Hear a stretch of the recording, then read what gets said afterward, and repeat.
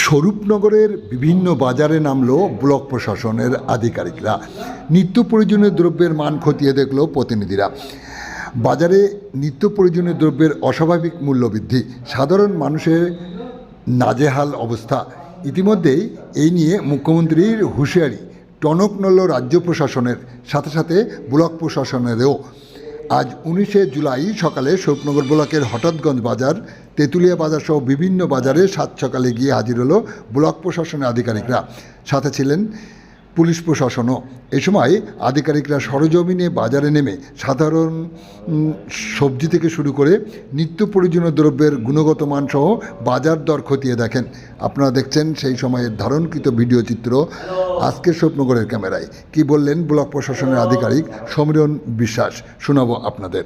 আমাদের সাথে থাকুন, দেখতে থাকুন। ভালো লাগলে চ্যানেলটি সাবস্ক্রাইব করে পরবর্তী আপডেট সবার আগে পেতে চ্যানেলটি সাবস্ক্রাইব করে সাথে থাকুন।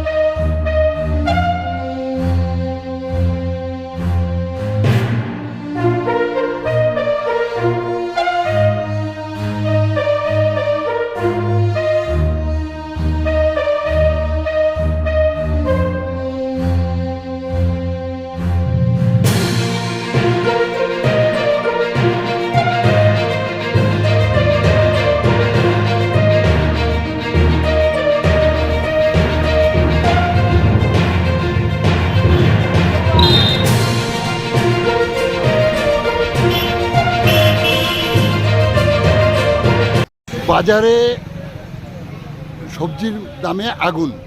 আপনারা সরজমিনে বাজার পরিদর্শন শুরু করেছেন, কি দেখলেন আর কি বলবেন? যেটা দেখলাম সেটা হচ্ছে কি, এখানে বাজারে পাইকারি রেটটা যথেষ্ট বেশি আছে, তার জন্য খুচরো রিটেলাররাও বেশি বিক্রি করছে। বেশি দামে এরা বিক্রি করছেও না, 5 টাকা 6 টাকা 10 টাকা এরকম লাভেই বিক্রি হচ্ছে।